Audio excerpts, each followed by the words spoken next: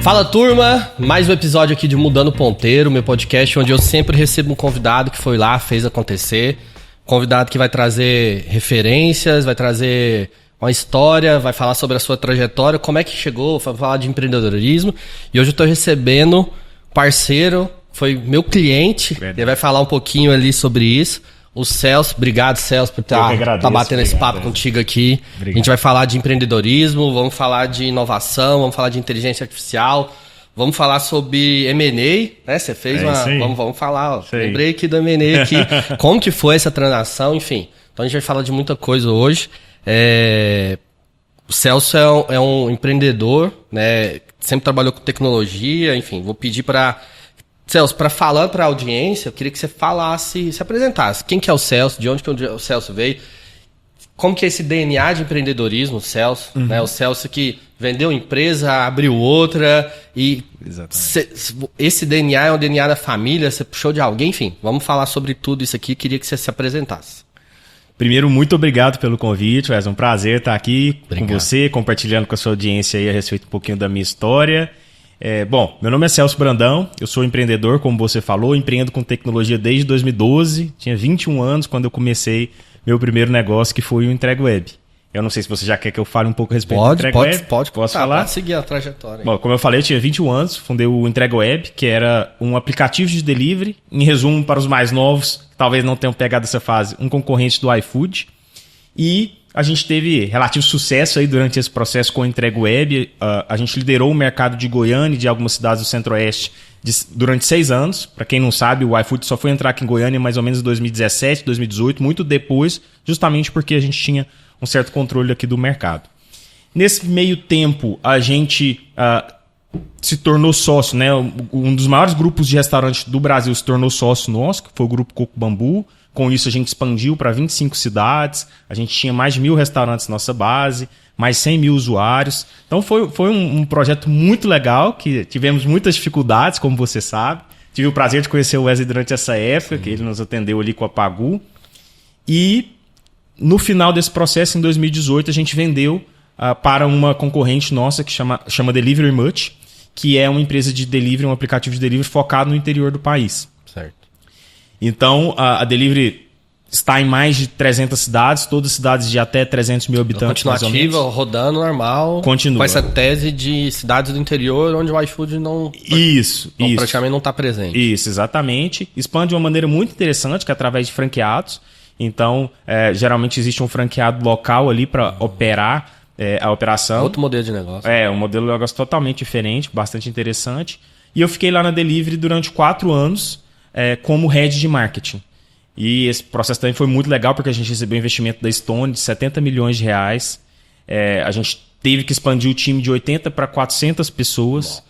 E foi aí, inclusive, que eu tive o primeiro insight para abrir a IMA, que é a minha empresa atual, que em seu primeiro modelo focava na formação de profissionais de tecnologia. Então, final de 2021, ali, começo de 2022, a gente começou a formar profissionais de tecnologia em parceria com outras empresas. E assim foi até o final do ano passado. A gente formou mais ou menos 300 desenvolvedores, alocou 100 mais ou menos nas empresas parceiras, até que a gente começou a olhar para um outro caminho, começou a olhar para um outro modelo de negócio através do uso de inteligência artificial. E aí eu acho que isso a gente vai falar mais daqui para frente, né? Celso, puxando o gancho, assim, em termos desse empreendedorismo, você começou ali com 21 anos. De onde veio essa vontade de empreender? De onde, vamos lá, enfim, você é estudante, formou e vou montar um negócio. De onde surgiu essa vontade? O que você estava fazendo naquele momento? Se é algo que você entende que é do DNA, você, eu vi de casa, vi de berço, para entender, né? A gente falando com algumas pessoas, falou, eu estava intraempreendendo, né? A gente recebi várias pessoas aqui já. Eu era executivo de tal empresa e surgiu essa oportunidade. Onde que o Celso estava e de onde surgiu esse DNA? Onde que você encontra, decidi empreender, montei um negócio, vendi esse negócio e agora estou empreendendo. E talvez pensa que não vai fazer outra coisa a não ser empreender e crescer e desenvolver negócio. Sim. Bom, eu comecei, sendo bem franco, sem muita consciência do que eu estava fazendo. Eu tinha 21 anos, eu formei com 20 anos, então eu formei muito cedo. E eu entrei em uma empresa que era uma boutique de M&A, uma boutique de investimento de M&A, e não estava satisfeito ali, não concordava com algumas maneiras que o negócio era tocado e via algumas oportunidades de fazer meu negócio do meu jeito. Perfeito. Estava à procura de modelo de negócio. Fui para uma viagem para os Estados Unidos, vi o Grubhub, que até então era líder de mercado lá em delivery online. Falei, cara, não existe nada parecido no Brasil, vou tentar aplicar alguma coisa desse tipo lá. Em Goiânia, especificamente. E aí, quando eu cheguei aqui, fui pesquisar, vi que o iFood estava começando. Eu comecei em 2012, o iFood começou em 2011, então assim, foi muito próximo. E eu falei, não, então acho que dá para fazer alguma coisa similar aqui, mas não fazia a mínima ideia o que era uma startup, nunca tinha ouvido falar nesse termo. Conhecia muito pouco de tecnologia. Então, assim, a inspiração veio muito mais de uma dor, uma necessidade que eu via de fazer as coisas mais do meu jeito, vamos dizer assim. Dentro de casa, eu tenho boas referências de empreendedorismo. Meu pai não é exatamente empreendedor. É empreendedor, mas ele é pecuarista, então é um modelo muito mais tradicional de negócio. E minha mãe, sim, você conhece bem ela é artista plástica. E ela tem mais um perfil de vendas, vamos dizer assim. Então, acredito que eu tenha pegado, talvez, puxado um pouco de cada um ali para traçar a minha trajetória. Muito bom. E aí, em relação à continuidade disso, eu acho que empreender, eu até costumo brincar um pouco com a minha esposa, ela também é empreendedora, de que empreender é um pouco um masoquismo. Porque a gente entra, a gente se ferra pra caramba, a gente percebe que é muito difícil, mas você não quer largar daquilo ali. Exato. Então você fala, cara, por quê, né? Não é possível que eu vou cometer a loucura de começar um outro negócio, passar por todas as dificuldades que eu passei, porque assim, no começo, sempre quando você está começando, o nível de empolgação é muito grande, mas você sabe, depois que você empreende a primeira vez, que você vai ter muitas dificuldades. Sim. Então, acho que é um pouco disso, sabe? É a certeza que você falou, de que é difícil, de que não é para qualquer um, literalmente, mas que é isso que eu quero fazer da vida. Bom, muito bom. Celso, pensando na tese, você falou um pouquinho de onde você identificou uma dor, montou um negócio que você tocou de 2012 a 2018, então foram durante 6 anos. Isso. Quais foram os principais aprendizados você como empreendedor, olhando o que deu certo, o que não deu certo e até o deal, assim, até a fazer o M&A ali e vender a empresa? Quais são os principais aprendizados que você teve na Entrega Web? E aí depois eu vou perguntar como que você está utilizando esse aprendizado hoje para esses novos projetos, né? Essas novas empresas. Perfeito.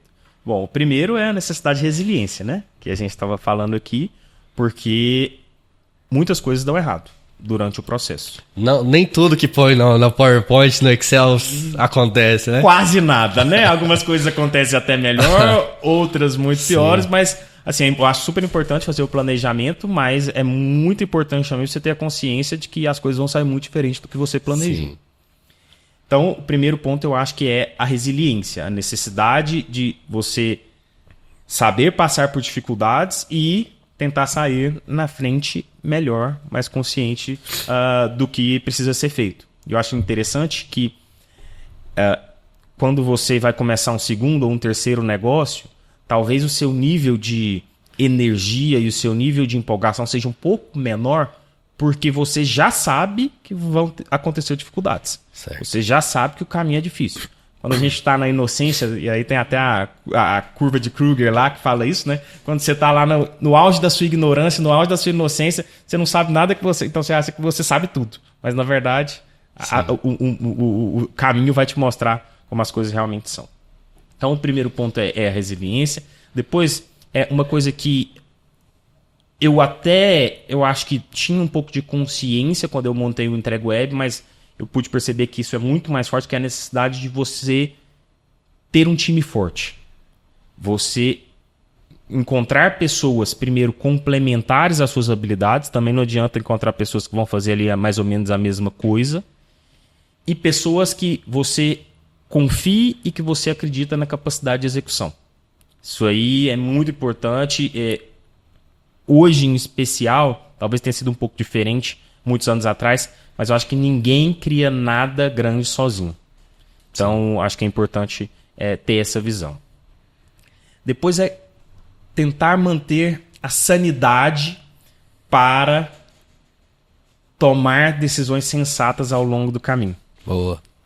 Muitas vezes a gente entra na loucura da operação, na loucura das coisas urgentes e a gente perde um pouco o norte que a gente tem de cabeça fria de falar, não, isso faz sentido, isso não faz sentido, é o momento, por exemplo, de eu vender a empresa ou não é o momento de eu vender a empresa, é o momento de eu começar um novo empreendimento ou não é o momento de eu começar um novo empreendimento.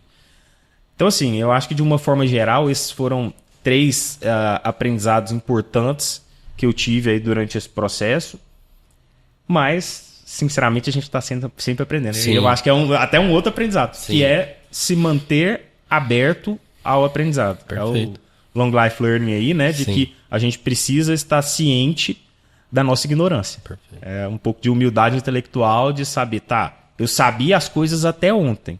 Talvez hoje a gente esteja passando Tem uma sempre transformação algo, né? total, Tem sempre algo a aprender. É. Eu quero entrar na pauta vamos pensar assim, você montou um negócio do zero. E aí fica à vontade, tá? Para o que você pode falar, o que não pode, em relação a como que foi o M&A, como é que foi a venda, como é que foi a estratégia de venda, ou a decisão de vender, ou a decisão de vamos falar assim, fazer a venda, buscar alternativas de venda, né? Vamos pensar, você tem uma Delivery Much que você estava no mercado, já conhecia, você Sim. sabia que era um player, Sim. mas também, sei lá, tinha um iFood. Sim. Como que... Esses dias eu estava fazendo um curso em São Paulo, que é um curso do Flávio Augusto, que, enfim, o nome do curso dele é Equity. E aí, enfim, interessantíssimo que ele fala de todos os...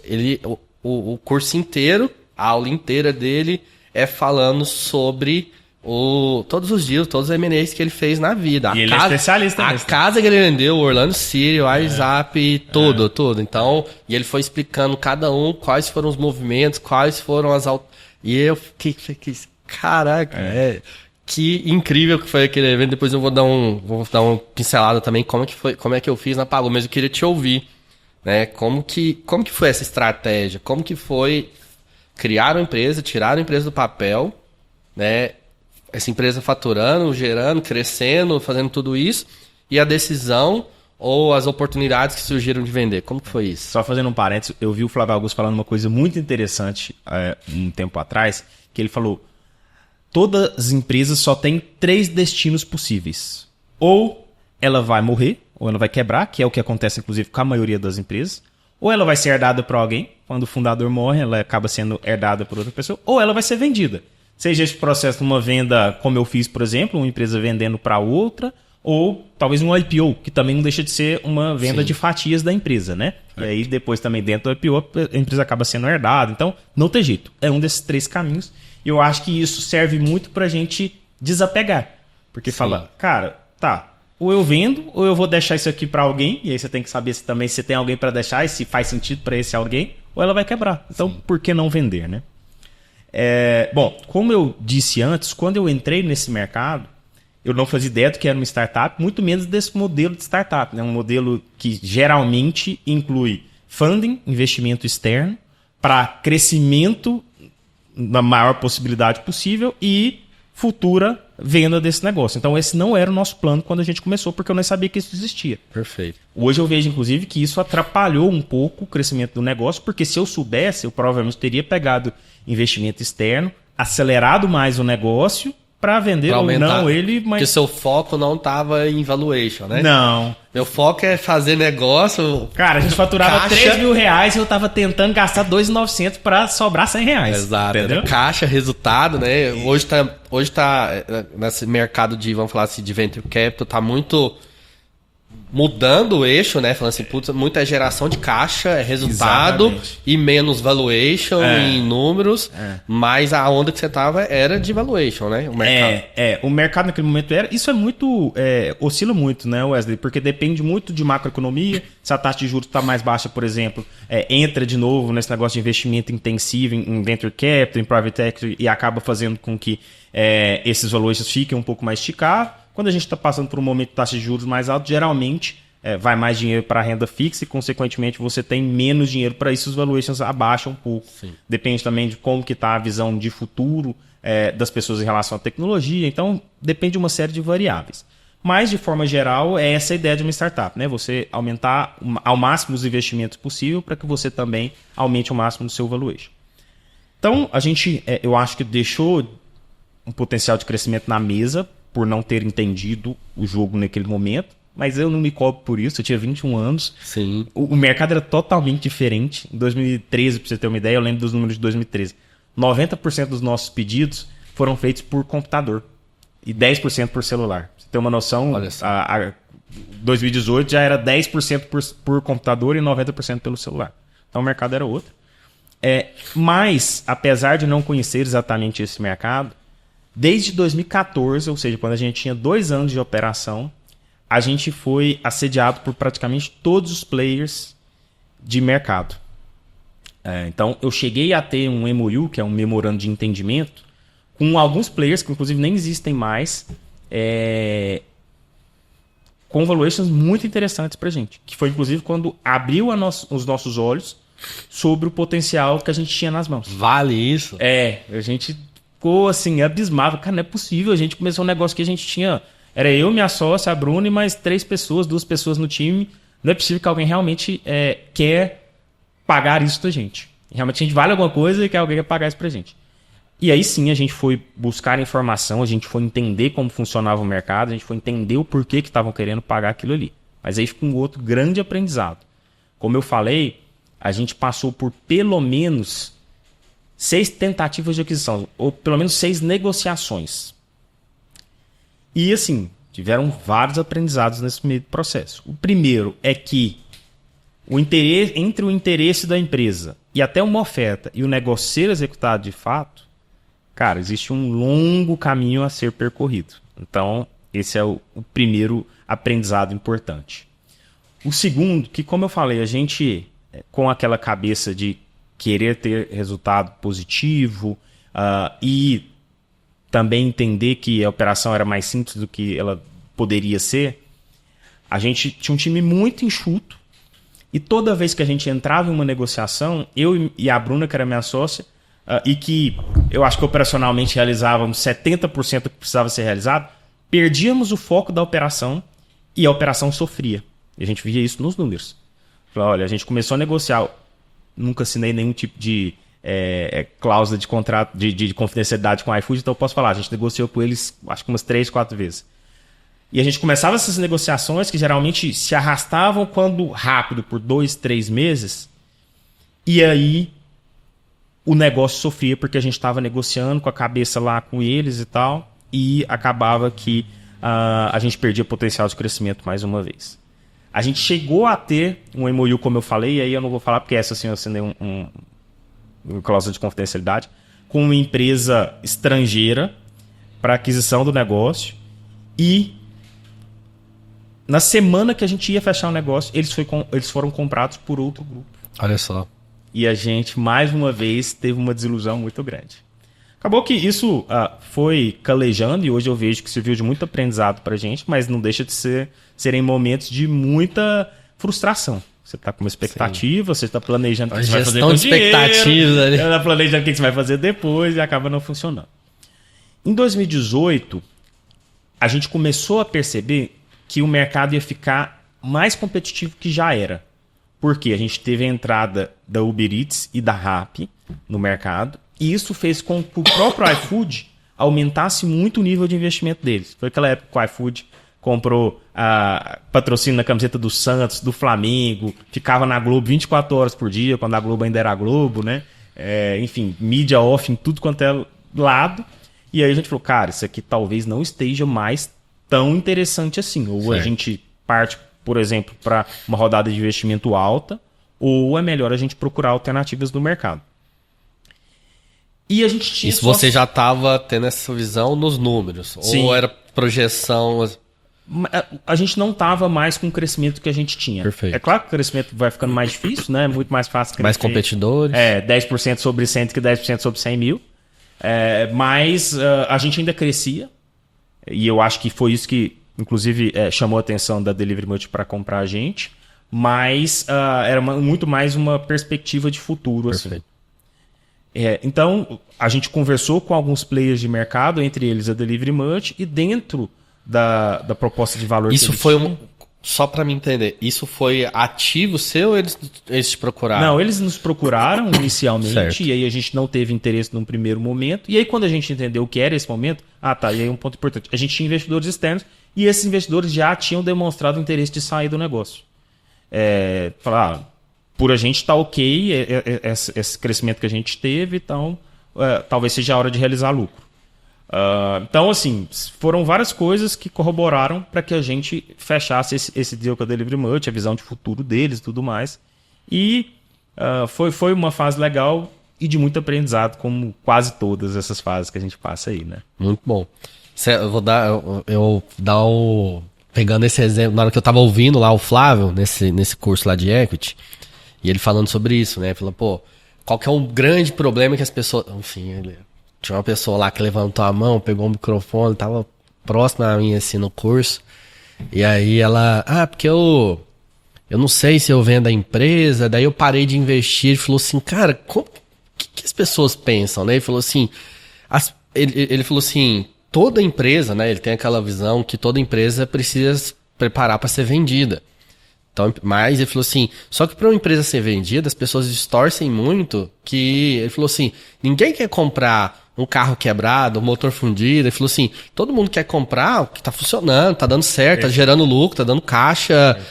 Não é um negócio que você tá comprando, passando um problema para frente. Ele falou assim, a maior parte dos negócios fecham porque as pessoas, eles querem vender e deixam de cuidar do negócio, deixam de... preparar o negócio, eles, não, quero vender empresa, então não vou investir mais, não vou reformar, não vou dar treinamento para a equipe, porque eu tô querendo vender, tô querendo passar para frente.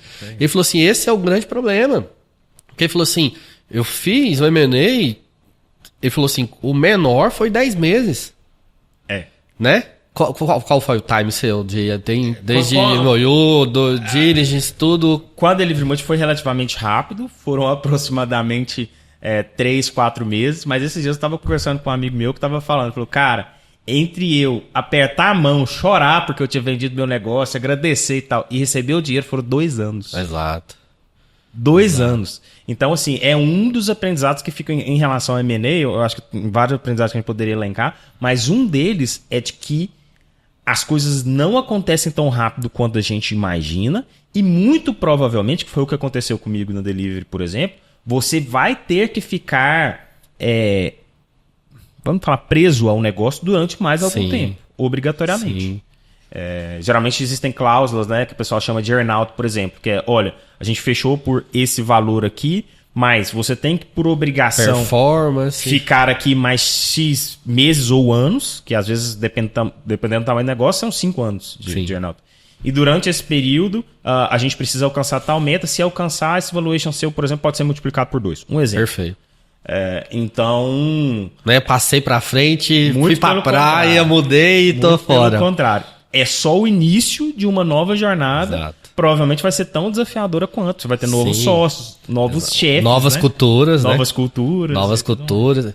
E aí, ouvindo, né? Eu falando um pouquinho, vou dar o meu exemplo que eu fiz, né? Que aí eu acompanho o Flávio Augusto desde 2013, assim, desde quando ele começou lá, meusucesso.com, e eu acompanho a geração de valor, e eu acompanho estudando muito. E aí chegou um momento que eu falei, eu preciso, enfim, meu exemplo como agência na época, a agência não se vendia. Sim. Daí, assim, não, a agência é o dono, é a prestação de serviço, não se vende. Eu ficava assim, e eu vi as agências fechando, Celso. E a maioria dos donos de agência eram criativos. Então, eles... Cara, não tinha essa visão de negócio, né? Eles entendiam que o valor era eles. E não tinha visão de carteira, de LTV, Eu imagino que você devia ver a agência fechando e falar, caramba, por que esse cara não veio conversar comigo? Exato. Talvez eu comprava, né? Não, eu tive essa conversa dezenas de vezes com a Suzy. Falei, a agência tal fechou, Falei assim, gente, esse pessoal, eles não têm o mínimo da iniciativa de ligar, pô, vou tomar um café com o Wesley, vou oferecer. Falei assim, eu queria aqueles clientes, né? Exato, eu falei assim, pô, ele não enxergou valor naquela base de cliente, ele não pensou em fazer uma transição, mas é porque as pessoas não tinham visão, por exemplo, do earnout, de fazer uma transição, de entender uma performance, de falar assim, não, tô cansado, bicho grilo, né? Bicho grilo e vou sair. Vou sair, vou fechar, vou pra praia. Vou pra praia, vou pra Chapada, vou pra Perinópolis. E simplesmente fechavam os negócios, cara. E sei lá, eu falava assim, pô, como é que é esses caras? Tinha uma agência, tinha lá 20 funcionários, eles, sei lá, cada um ficou com 10 computadores dos sócios e fecharam. E depois eu falei, a gente fez num podcast com a SUS, as pessoas mandavam um e-mail pra gente, os donos da agência mandavam um e-mail pra gente pedindo oportunidade pra trabalhar com a gente. E eu pensava assim, caraca... Esse cara podia ser meu sócio. Não, isso me assombrava, porque eu falava assim, será que esse é o nosso futuro, cara? Será que no dia que a gente cansar, Pô, a gente tava lá chegou a ter um momento, 60 colaboradores na Pagou. Eu falei, será que a gente vai ficar... Cada um vai ficar com 30 cadeiras, 30 computadores, e vai simplesmente deixar de existir, e vai virar um depósito em casa, e aquilo me... E aquilo, me consumia, porque assim, a gente teve uma estratégia de ampliação, eu até comentei isso, né? Vou fazer depois um podcast só sobre isso, mas a gente enxergava muito dinheiro na mesa. Então a gente acabou tendo que criar várias marcas para atender esses clientes. Então, por exemplo, dentro do contrato, eu atendia o Entrega Web como o jogo, e eu tinha executivo, eu tinha a Juliana, eu tinha todo o time que tocava. E por muito tempo a gente atendeu o iFood com a empresa de eventos, porque eu tinha que fazer ativação, download de aplicativos com a Envolve, baixa o aplicativo, ganha um copo, ganhava um brinde ali na hora e baixando. Enfim, a gente teve e a gente atendeu dezenas de empresas. E quando a gente decidiu vender, eu montei uma estratégia, eu montei um plano. Eu entrei em contato com um dos maiores agências do Brasil, do mercado imobiliário, que ficava em Curitiba, fiz algumas reuniões com eles falaram, deixa eu avaliar. E eles falaram assim, a sua agência é maior que a minha. Eu falei assim, pô, toda oportunidade para vocês expandirem, né? Eu falei, eu tenho 52 clientes, eu tenho X milhões em contrato, eu tenho carteira de recebidos assim, assado. E ele falou, deixa a gente fazer uma reunião com o sócio. Depois ele falou, a gente reuniu todo mundo aqui e a gente entendeu que é uma aquisição muito grande que pode prejudicar muito o nosso crescimento, porque hoje a gente tem 30 clientes, se a gente compra a agência de vocês que tem 50, é um crescimento muito maior. A gente tem hoje 30 colaboradores, vocês têm 58, 60. Enfim, eu falei, cara, faz uma análise. Ele falou, não. E aí eu fui para um outro caminho, falei, então eu vou nesse outro plano, vamos abrir esse outro plano.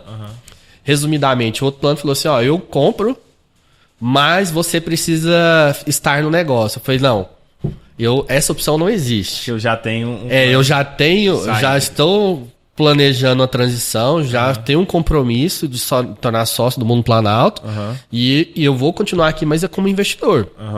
Vou estar com a agenda disponível como conselheiro, com tudo, mas eu não estarei no front. A pessoa falou, eu pago tanto, era até um valor que eu falei, pô, mas... Falou, só se você continuar no negócio. Daí você fala assim, nossa... até pensei, vou ter que abrir mão, porque você não consegue agradar tudo. Enfim, e aí eu abri a terceira... Isso tudo simultaneamente, viu, Céu? As três... Esse aqui, fulano ficou te dar a resposta tal dia. Sim. A resposta nunca vem exatamente quando foi combinado. Exato. Né? Não conseguimos reunir. Peraí, preciso de mais um tempo. Abri essa frente, abri outra frente com esse investidor. E abri uma terceira frente que a gente tinha ido pro Vale do Silício em 2019. E eu tinha feito um curso lá com a Start especificamente de partnership. E aí a gente voltou, falei assim, vamos implantar a partnership, vamos fazer isso. Contratamos o valuation da empresa. Aí eu sentei, eu e a Sus, falei assim, o valuation é esse. Ela falou assim, eu te vendo. Me paga isso aí que eu te vendo. Eu falei assim, me paga isso aqui que eu te vendo também. Falei, beleza, vamos implantar essa partnership aqui. E aí eu criei um projeto, implantamos uma partnership, e aí foi o evento, né, que eu falo assim, porque primeiro, então... Dicas, né? Não tava todos os ovos na mesma cesta, tinha alternativa. Isso é uma dica, Flávio Augusto. Daí ele falou assim, cara, pra eu vender minha casa, que eu não queria vender, chega com a pessoa querendo comprar minha casa. Ele falou, eu nunca fiz um negócio na minha vida que eu tinha uma única opção. Quando ele falou, quando eu vendi o Grupo Abril, eu vendi a WhatsApp pro Grupo Abril, eu tinha uma proposta na mesa do Carlos Wizard. Eu tinha essa proposta na mesa, e aí tinha do Grupo Abril, e eu fui, trabalhei com as duas vendas, vamos entender o que é o melhor pra gente, o que tem menos não compete, outras coisas ali, o que é o melhor contrato, não necessariamente só o melhor valor, e fez a venda. Então, essa diversificação, né? Essa opções, abrir o leque, com o certeza. tanto que é importante na estratégia de M&A. Enfim, depois eu concluí lá o M&A, fiz a partnership, vendi 40% da empresa pros sócios que eram nossos colaboradores, que tinham o DNA, a cultura da empresa. E passou 2 anos depois, terminei de concluir a venda e fiz a venda. E hoje eu tenho um orgulho muito grande, que eu falo, olhando, porque a agência continua, tá bombando, tá cheio de lá, os meninos estão voando, tocando os projetos, atendendo cliente no Brasil todo. E eu falo assim, caramba, né? Não saímos cada um com um computador debaixo do braço. Você imagina, né? Eu falo assim, cara, porque eu fiquei muito preocupado em construção de legado. Sim. Falo assim, cara, não é possível. Que eu vou morrer, né? Não é possível, porque eu nunca fui o criativo. Sim. Eu sempre era o cara da gestão, o empreendedor que olhava um negócio. Então eu tava o tempo todo fazendo relacionamento, eventos, buscando network com o cliente.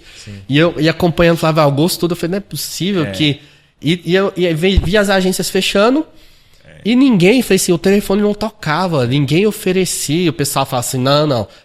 Eu tava no evento do G4, eu falei com o Alfredo falou, porque a agência não... É um negócio que não se vende. Eu falei assim, Alfredo, eu vendi a minha, cara. Ele falou, sério, man? Eu falei, sério, eu contei pra ele, falei, cara, do caralho isso aí, enfim. Assim... Não se vende, acho que nesse mercado de menores agências, porque no mercado de grandes agências é muito comum, né? Muito comum, mas é porque dali você tem CEO, você tem executivo, você tem uma visão de business, né? De carteira, de LTV, fala, eu tenho uma carteira de recebíveis, eu tenho um fluxo de caixa, eu tenho um custo, eu tenho uma geração de resultado. Não é o criativo, né? Não é o prestador. Então, assim, dica aí para as agências, tá? Monte uma estratégia. Não é só o computador, a mesa, as despesas. Isso não tem valor, tá, gente? Isso não é evaluation. Né? Eu tenho um computador que eu paguei um Mac, era de tanto, vale tanto usado. Quem tem valor nesse tipo de ativo é o LX. Isso aí é a indústria, né? Exato. A empresa de prestação de serviço tem que criar valor em carteira de cliente. Em marca, branding, time, cultura, serviço e produtos que tem. Uma coisa que é muito mais valiosa e que às vezes as pessoas não sabem do que ativos tangíveis é o time. Inclusive, existe uma estratégia que chama Acquihire, né? Que é comprar a empresa só por causa do time. Perfeito. A empresa às vezes está quebrando sem carteira de cliente. Não, mas tem um time muito bom. A outra empresa talvez tenha interesse em comprá-la por causa disso, especificamente. Exato. Montar time é muito difícil. Que é o que fala, a pessoa tá apostando no jockey, né? Tá apostando quem tá ali pilotando o time, as pessoas estão fazendo acontecer. Exatamente. Celso, vamos lá. Você faz o M&A, finaliza o deal ali, fica como head, cumprindo esse earnout, né? Fazendo trabalho. E aí você começa a estudar, buscar, pra onde eu vou agora, qual que vai ser o meu próximo passo, e eis que surge a IMA. O que é a IMA? Eu acho que para o business entrega web é claro para todo mundo, mas... Qual foi o insight da IMA? Por que a IMA? O que é a IMA em si? Vai ficar à vontade para fazer um merchan aí, viu? Tá. Bom, a IMA surgiu justamente desse momento onde eu estava como head de marketing da Delivery Much, e a gente teve, como eu falei, o investimento da Stone, e que eu teria que aumentar o time de 70 para 400 pessoas. Cara, isso foi em 2020, auge da pandemia. A maior parte desse time que eu teria que contratar era de marketing e tecnologia, especificamente, e a gente começou a sofrer muito com isso. O mercado estava, assim, super inflacionado em relação a esse tipo de profissional. Não tinha mão de obra. Não tinha mão de obra, a concorrência era muito grande, e as empresas de tecnologia começaram a bombar, porque tudo virou para esse lado, e as empresas que não eram de tecnologia viu que elas precisavam contratar profissionais do tipo. Perfeito. Então, a gente teve muita dificuldade, falei, eu acho que existe algum tipo de oportunidade aí. Se tá todo mundo querendo contratar e as pessoas não estão preparadas para entrarem, porque do outro lado também a gente tinha um monte de gente desempregada. Não é que tipo assim, tô querendo contratar... Era qualificar a mão de obra, né? Porque a mão de obra existe, mas não tinha qualificação. Exatamente. E foi aí que surgiu a ideia da IMA, que inicialmente era um negócio para formar profissionais em parceria com as empresas. Então, um modelo chamado Education Recruiting, que não é muito popular aqui no Brasil. E eu acho muito interessante porque ele dá a oportunidade das pessoas se formarem gratuitamente. Pelo menos no Daima a gente nunca cobrou absolutamente nada de nenhum aluno que a gente teve, porque quem pagava a gente eram as empresas que estavam precisando contratar esses colaboradores. Certo. Então, dentro de vários níveis é muito interessante, porque a gente dá a oportunidade dessa pessoa se formar sem precisar fazer um investimento. A gente deu muita oportunidade de realmente ascensão social, transformação de vida. Depois eu posso até contar alguns casos específicos. Tá bom. E a gente também não ficava dependente da mensalidade do aluno. Então isso fazia com que a gente pudesse elevar, por exemplo, a barra muito acima de outras instituições de ensino. Por quê? A gente precisava era encontrar os alunos mais resilientes, os alunos mais preparados, os alunos mais interessados, para que eles fossem alocados dentro das nossas empresas parceiras. Formação de desenvolvedores. Principalmente desenvolvedores. Na verdade, a gente começou com uma tese que envolvia algumas especialidades a mais, mas nesse momento que a gente via que tinha uma demanda muito alta, que teve uma demanda muito alta, era a formação de desenvolvedores. Então a gente formou desenvolvedores em parceria com empresas como a Nectar CRM, como a Alvo, como a Poli, como a Novo Mundo, como a MXM Sistemas, enfim, em parceria com diversas empresas que estavam precisando desse tipo de profissional durante esse tempo.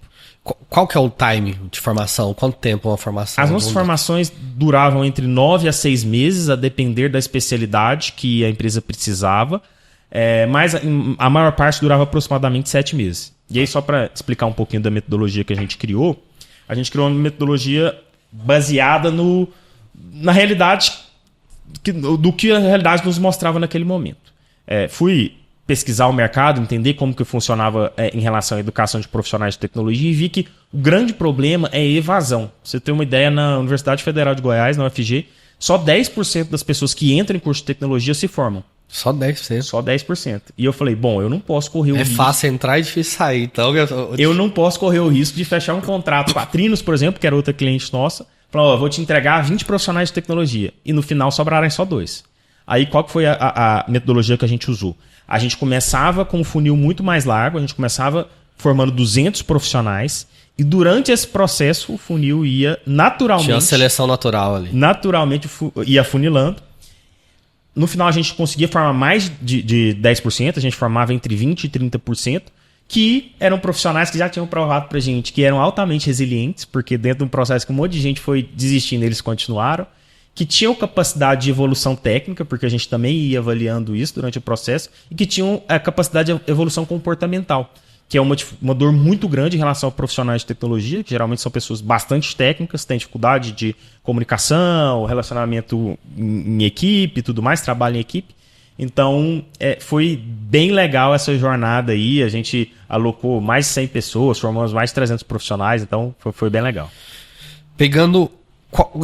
Como que você enxerga os próximos passos? Como que é o próximo passo da IMA? Ou o que você está pivotando? O que você está enxergando de demanda? Esse mercado e já entrando numa pauta de inteligência artificial. Eu vejo você produzindo muito conteúdo, inclusive depois faz seu merchan também, como é que as pessoas te acham. A gente vai marcar esse vídeo lá. Mas esse mercado... Eu tava falando ontem, né, e com o Marcelo do Curta Mais e fazendo podcast e tudo mais, e ele contando, e eu falei, cara, na época da Pagu, quando a gente abriu, a maioria dos pedidos de inserção pros veículos, a maioria, 90%, 100%, e eu tinha que mandar por fax, cara. Caramba! 2008 era tudo por fax. Eu cheguei a pegar a fax que a gente tinha que mandar lá pra TV Anguera por... A beta, tinha que mandar as fitas. O cara mais motoboy importante da agência era o motoboy. Tem que chegar, só pode receber até as 4, uma loucura. E o mais absurdo é que eu acho que isso só foi mudar em 2016, 2017. Não é à toa que esses veículos de mídia tradicional ficaram para trás, né? Porque assim, cara, era uma coisa tão óbvia que a gente em outros mercados já havia com tanta facilidade, por exemplo, um envio do link por um drive, em Google Drive, né? E esses mercados demoraram muito para... Não, total. Quem enxergou essa dor e criou a solução foi o Gustavo Caetano da Sambatec, que ele falou assim, cara, quando eu vi aquele... Falei, como é que é isso? O motoqueiro leva, o motoboy leva e leva a fita. Eu falei assim, mas é assim como? É assim em todas as emissoras? É assim no Brasil inteiro? Ele falou, vou criar uma solução para isso aqui, vou digitalizar esse processo e vamos eliminar essa dor aqui, né? Vamos Sim. criar uma alternativa. Como que você enxerga hoje esse mercado, né? Que esse mercado, vamos falar assim, disruptivo, inteligência artificial, como eu, por exemplo, como empreendedor, que a gente atua em diversas frentes, qual que é a dica que você dá, por exemplo, para eu colocar a inteligência artificial dentro da empresa? Como que eu utilizo isso ao meu favor, ao favor do time, dos processos, da eficiência? Por onde começar, Celso? Como que você enxerga isso? Interessante essa pergunta sobre como você começou e como você terminou. Porque você começou perguntando como é esse mercado. Primeira coisa que eu acho que inteligência artificial não é um mercado. Na verdade, inteligência artificial é uma solução para todos os mercados. Perfeito. É algo que vai impactar todos os negócios daqui para frente. Igual tinha carta, hoje existe o e-mail, ou seja, todo mundo tem e-mail, todo mundo tem site. Exatamente, mas eu ouvi, se eu não me engano, do fundador do Google, de que a inteligência artificial provavelmente vai ter um poder mais transformador para os negócios do que a internet. Então só aí a gente pode tirar por base que esse negócio é realmente transformador para o mundo dos negócios.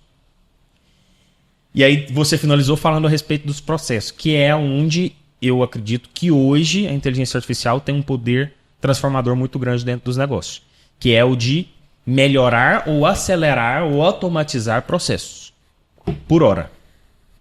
Como? A gente olha um processo lá que começa em A e ele vai até a Z, e a gente vai enxergando em cada uma dessas etapas A, B, C, A. Aqui a gente acredita que dá para aplicar algum tipo de solução com inteligência artificial.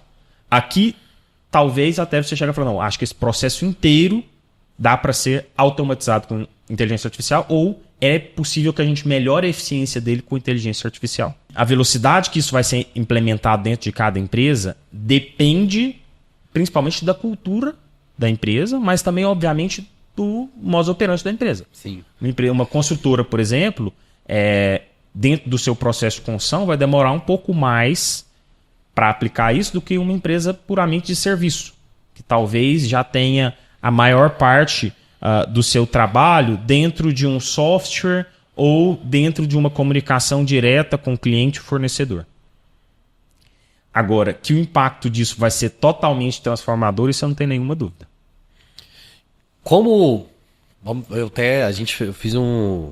Tava batendo um papo com o Vlad, que é vice-presidente do Grupo Saga, e ele falando isso, né? A empresa tá dando drive para estudar inteligência artificial, quem não estudar vai ficar para trás. E eu falei, cara, de fato, ou seja, ele falou, o nosso CEO, presidente do grupo, hoje está no Vale do Silício, contratou um curso, mandou todos os executivos para isso, para entender como implantar isso na rotina, no pós-venda das concessionárias, nos processos da empresa e otimizar e ganhar eficiência.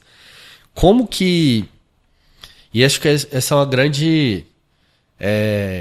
Acho que todo mundo, talvez, para quem já começou a estudar, entende, ou já usou, ou está testando, mas é um desafio muito grande de romper essa barreira, mudar uma cultura. Sim. E qual solução contratar, como implantar isso, como que eu coloco isso porque, sei lá, para fazer um e-mail, um site, sei lá, para contratar uma internet lá atrás, tinha meio que quase um passo a passo, né? Sim. E agora são tantas soluções, parece, distintas, customizadas para cada tipo de negócio, que você fica muito sem saber como que eu vou dar um Google, vou dar um YouTube e vai sair um passo a passo. É desafiador isso hoje. Eu sou uma pessoa muito prática. Então, eu sempre dou a dica, na maior parte das tecnologias novas, que a melhor forma de aprender e entender é usando. A gente teve um boom muito grande de utilização, por exemplo, do ChatGPT quando ele foi lançado, lá em novembro de 2022. E, logo em seguida, muitas pessoas tiveram aquela decepção. Que ele fala, isso aqui não me traz a resposta correta, não me traz exatamente o que eu queria. A gente teve um problema muito grande que a gente aprendeu a usar a internet usando o Google. Então a gente queria utilizar o ChatGPT como a gente utiliza o Google, que era fazendo pesquisa. E aí vinha a primeira desilusão, porque o ChatGPT ele era atualizado, se eu não me engano, só até inicialmente março de 2021. Exato. Então você perguntava, por exemplo, quem era o presidente do Brasil, que tinha acabado de mudar, ele dava a resposta errada. Falava, pô, mas como assim? Isso aqui se diz tão inteligente, mas ele não sabe quem é o presidente do Brasil, ou ele não sabe uma coisa que acabou de acontecer? Não é tão inteligente assim. Sim. Então a gente teve a decepção e muita gente até hoje que eu vou conversar a respeito, ou que vem conversar comigo a respeito, fala assim, cara, eu comecei a usar, mas eu me senti muito decepcionado porque as respostas foram erradas. Não se decepcione com o chat, tá? Não. Eu acho que é muito importante a gente ter a consciência de aonde a gente está também nessa jornada, que a gente está no D1, de talvez 1000 dias, que se a gente for colocar no 1000 dias, a gente está no D1 e a evolução é impressionante. A evolução que a gente tem curto espaço, né? Em cada lançamento de um novo modelo, e aí eu não estou falando só do ChatGPT, que é a solução da OpenAI, mas a gente tem as soluções, por exemplo, da AWS, a gente tem as soluções do Google. Cada um é melhor em uma coisa específica e a evolução disso é realmente exponencial em questões de meses. Eu acho que o melhor exemplo para ter isso, e aí tem isso até lá no meu Instagram, você pediu para falar, é @celsobrandão.of. Quem quiser entrar lá, vai ver, eu coloquei esse exemplo lá, que aí fica muito visual, né?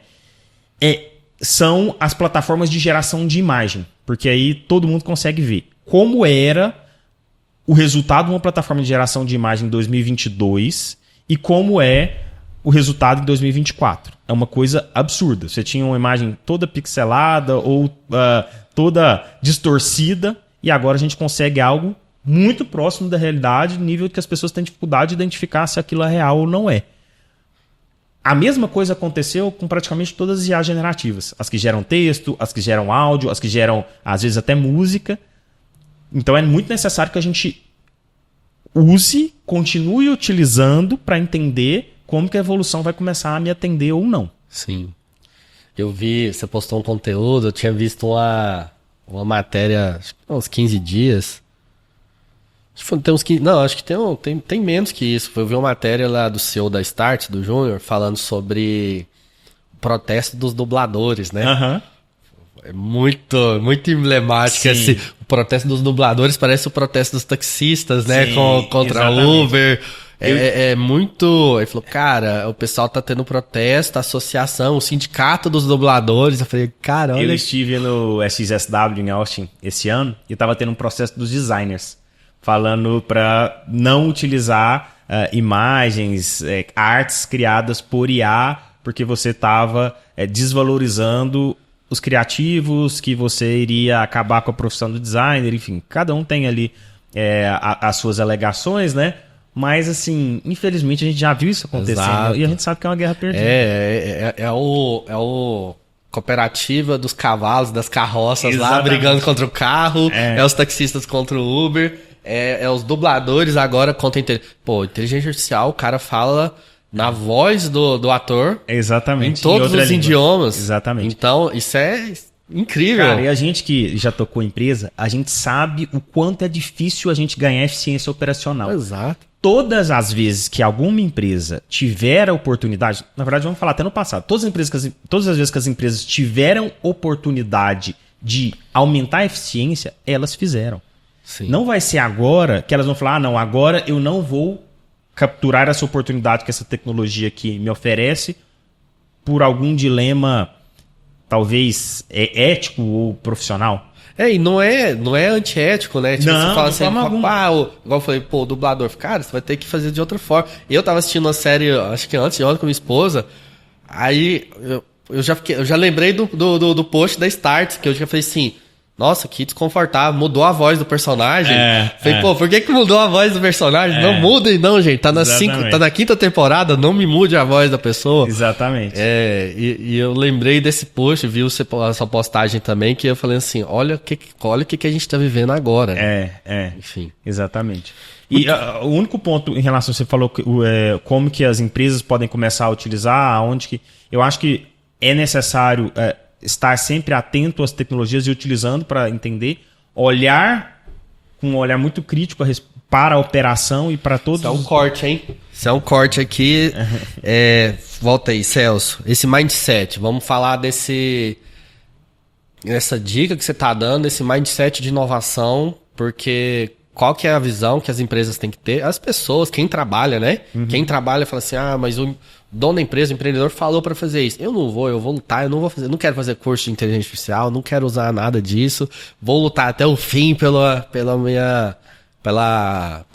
meu cargo, minha posição. Sim. Em relação ao mindset de inovação, eu acho que a primeira coisa que é necessário é ter a mente aberta para as coisas que vão vir. Saber de que o que eu sabia antes, que o formato que eu fazia até ontem, talvez não seja mais o melhor para hoje. Se você, eu acho que tem isso na sua cabeça de forma clara, não é apegado a um processo, não é apegado a uma pessoa, você vai conseguir ter um mindset de inovação independente de qual for a tecnologia que está disponível ali naquele momento. Boa. Em relação ao processo de aplicação de IA dentro da empresa, o que eu sugiro? O primeiro é que as empresas estejam sempre abertas e atentas às novas tecnologias e às evoluções das tecnologias. Não foi porque você fez um teste há 6 meses atrás e ele não te atendeu que hoje ele não vai te atender.